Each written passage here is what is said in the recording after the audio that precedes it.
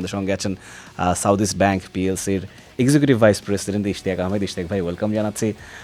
বিশ্বকাপটা চলছে, কেমন আছেন এবং বিশ্বকাপটা কেমন এনজয় করছেন সোফার? থ্যাংক ইউ ভাইয়া, ভালো আছি। আমরা 4 বছর পর পর বিশ্বকাপ পাই, স্বাভাবিকভাবে এটা অনেক উন্মাদনা, অনেক আশা এবং আগ্রহের একটা জায়গা থাকে। আমরা খুবই অপেক্ষায় থাকি এইরকম একটা সময়ের জন্য। সারা পৃথিবীর মানুষই এটাকে আগ্রহের সাথে দেখেন এবং উপভোগ করেন, কারণ ফুটবল তো হচ্ছে একটা ইমোশন। এবং আমার ক্ষেত্রে বলবো এটা আমার জন্য একটা প্যাশন। আমি খুবই এনজয় করছি, খেলা দেখছি, ব্যস্ততা অফিস সব কিছুর পরেও আমরা এই সময়টাকে বের করে নিচ্ছি। এবার টাইমিংটা তো একটু অড, আসলে অন্য প্রান্তে খেলা হচ্ছে পৃথিবীর, সময়টা কিভাবে মেলানো হয়? দিনে নিশ্চয়ই ব্যাংকে সময় দিতে হচ্ছে, কর্পোরেট লাইফটা, সেখানে অনেক দায়িত্ব থাকে, রাত জেগে খেলা দেখা, এই ব্যালেন্সটা কিভাবে করছেন?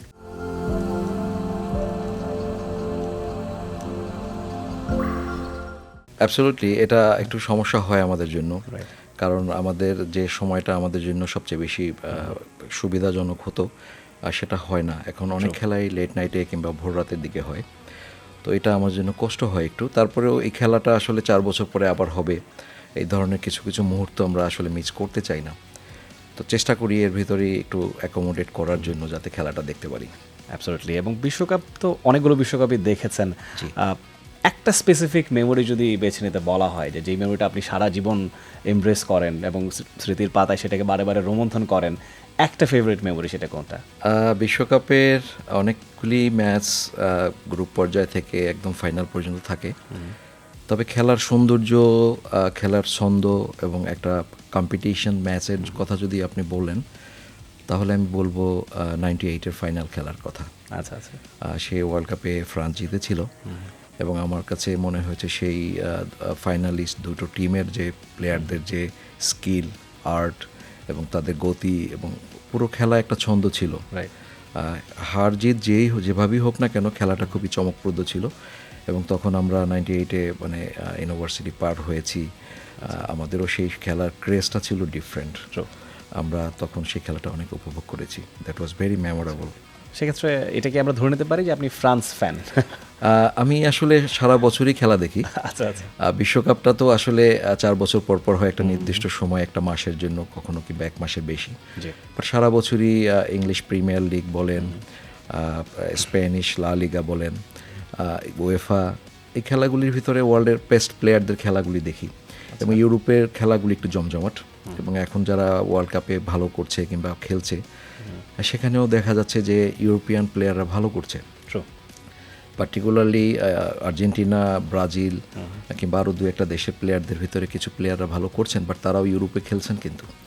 এবং আলটিমেটলি আপনি দেখবেন ব্রাজিল টিম, আর্জেন্টিনা কিংবা আমাদের এই এশিয়ান অনেক প্লেয়ারও আছে ভালো, যারা ইউরোপের টিমগুলিতে খেলছেন।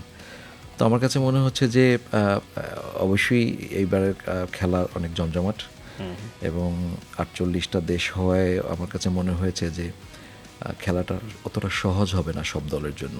একদমই। অনেক ছোট ছোট দল ভালো করছে, অনেক দলের সাথে আমাদের এক্সপেক্টেড অনেক টিম তারা ড্র করছেন, গোল দিয়েছেন কিংবা মানে তারাও গোল করছেন। ভেরি কম্পিটিটিভ ম্যাচ, এটা ভালো হচ্ছে খেলা। একদমই। আসলে আমরা যদি একটু ছোটবেলায় ফিরে যেতে চাই, আপনি বলছিলেন 98 ওয়ার্ল্ড কাপের কথা, অফেয়ার আপনার সঙ্গে 90 ওয়ার্ল্ড কাপের ফাইনালটার কথা হচ্ছিল, সেমিফাইনালটার কথা হচ্ছিল। প্রথম বিশ্বকাপ দেখার মেমোরি আসলে কোনটা, মানে কোন আসরটাই প্রথম বিশ্বকাপ? আমি আসলে কনসেন্ট্রেশন কিংবা খেলোয়াড়দের চেনা জানা বোঝার ক্ষেত্রে আমরা 90-কেই বেশি গুরুত্ব দিই, কারণ 86-এ তখন ম্যারাডোনা ছিল। আসলে বাংলাদেশের ক্রেজটা শুরু হয় 82-86-এ ফুটবল নিয়ে, কারণ তখন আর্জেন্টিনা, ম্যারাডোনা কিংবা আমরা 90-তে পেয়েছি রোমারিও, তাদের খেলা দুঙ্গা এবং কানেজিয়া, এরা আসলেই আর্টিস্টিক প্লেয়ার ছিল, এবং এক একটা টিমের জন্য ওরকম 3-4টা প্লেয়ারই একটা ইম্প্যাক্ট করতে পারতো। এখন যেমন টোটাল টিমে মানে আসলে খেলাটা ডিপেন্ড করে 11 জনের উপরই। তখনকার সময়ে একটা ফ্যাক্টর ছিল যে একটা প্লেয়ারই একটা টিমের জন্য অনেক কিছু করে ফেলতে পারতো। এটাই একদমই। আসলেই মানে ব্রাজিল, আর্জেন্টিনা যে ক্রেজটা আমাদের দেশে আছে, আপনি বলছেন ইউরোপিয়ান ফুটবলটা আপনার বেশি ফলো করা হয়, এবং সেই কালের ফুটবলের যে ক্রেজটা, মানে এখনকার বিশ্বকাপে আমরা দেখছি যে আগের বিশ্বকাপগুলোর তুলনায় ক্রেজটা আসলে কি পরিবর্তন হয়েছে কিনা? আমরা ছাদে আগে অনেক ফ্ল্যাগ দেখতাম, পাড়ায় মহল্লায় বিগ স্ক্রিনে খেলা দেখানো হতো, এখন সেটা কি একটু কমে গিয়েছে কিনা? সোশ্যাল মিডিয়াতেই আসলে ক্রেজটা বেশি কিনা? হ্যাঁ, এই জায়গাটা একটা চেঞ্জ এসছে।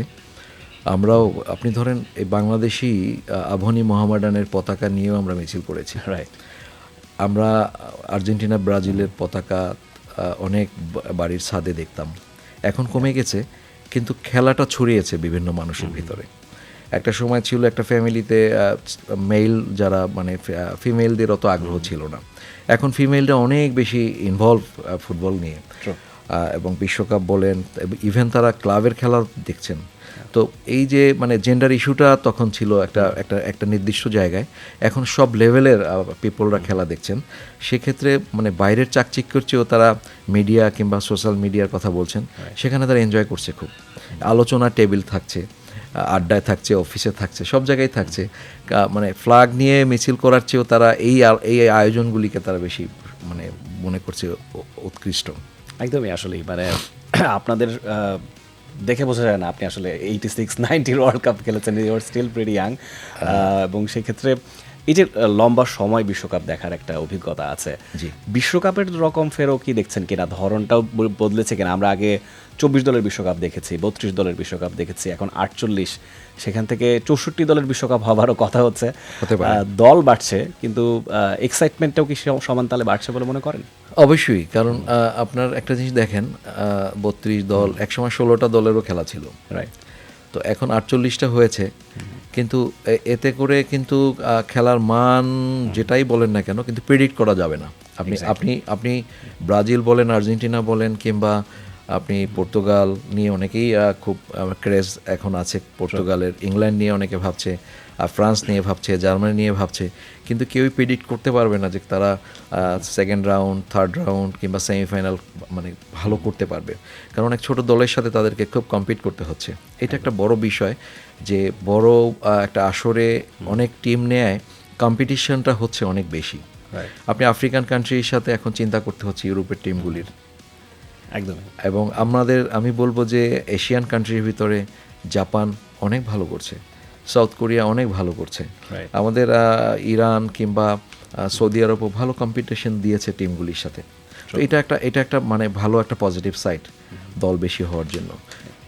For more updates, subscribe to our YouTube channel and click on the bell icon. Follow us on Facebook and Instagram. Download T-Sports app to enjoy exciting games and highlights. Visit tsports.com.